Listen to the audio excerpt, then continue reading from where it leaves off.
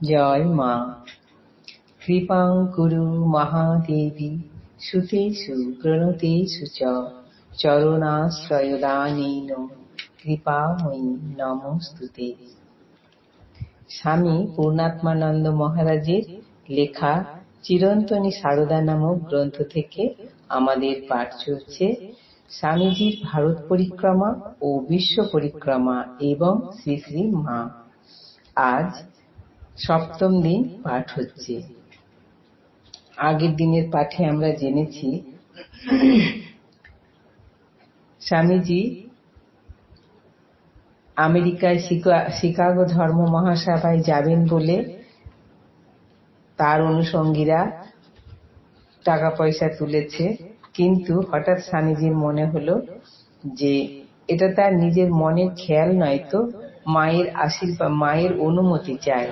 তিনি সেই সমস্ত টাকা গরিবদের মধ্যে বিলিয়ে দিতে বললেন আর নিজে গভীর অন্তর্মুখী হয়ে মায়ের কাছে প্রার্থনা জানাতে লাগলেন। দীর্ঘদিন পর তিনি একদিন তিনি একটি অশরীরী বাণী শুনলেন, যাও। নিদ্রাভঙ্গ হলে শান্তি ও আনন্দে স্বামীজির মন প্রাণ পূর্ণ হল। বুঝলেন শ্রীরামকৃষ্ণ তাকে শিকাগো ধর্ম মহাসভায় যোগদান করতে ওইভাবে নির্দেশ দিলেন। স্বামীজি নব উৎসাহে উদ্দীপ্ত হলেন। আজকের পাঠ। কিন্তু এর পরেও স্বামীজির মনে আবার দ্বিধা এসে উপস্থিত হল।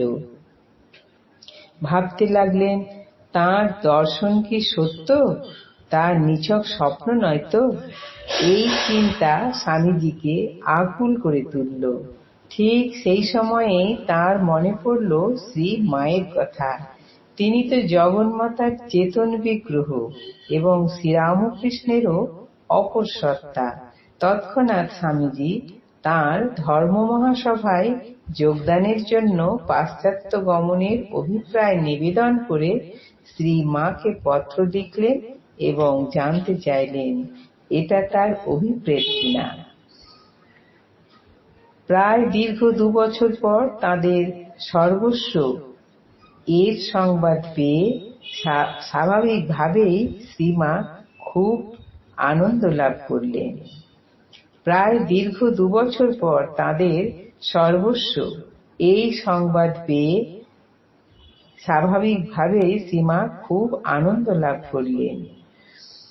শ্রীরামকৃষ্ণের ভাবাদর্শ প্রচারের জন্য তাদের পুত্রাধিক প্রিয় নরেন বহির্বিশ্বে যাবেন, সে তো খুবই আনন্দের কথা। শ্রীরামকৃষ্ণের কাছে তিনি কতবার শুনেছেন নরেনের জগৎ আলোড়নকারী প্রতিভা এবং ক্ষমতার কথা। শুনেছেন পাশ্চাত্য দেশে শ্রীরামকৃষ্ণের অনাগত সমাদরের কথাও। কিন্তু মা হয়ে কিভাবে তিনি পুত্রকে সমুদ্র পারে যেতে অনুমতি দেবেন? মাতৃস্নেহ এবং সিদ্ধান্ত গ্রহণের মধ্যে এক দ্বন্দ্ব উপস্থিত হল। চরম উদ্বেগ নিয়ে রাত্রিতে শুয়ে আছেন তিনি। অকস্মাৎ তাঁর একটি দর্শন হল। তিনিও দেখলেন শ্রীরামকৃষ্ণ সমুদ্রের তরঙ্গের উপর দিয়ে হেঁটে চলেছেন এবং নরেন্দ্রকে বলছেন তাকে অনুসরণ করতে। সিদ্ধান্ত হয়ে গেল। পর দিনেই স্বামীজিকে পাশ্চাত্য যাত্রা করতে অনুমতি দিয়ে সর্বান্তঃকরণে আশীর্বাদ করে শ্রীমা পত্র দিলেন।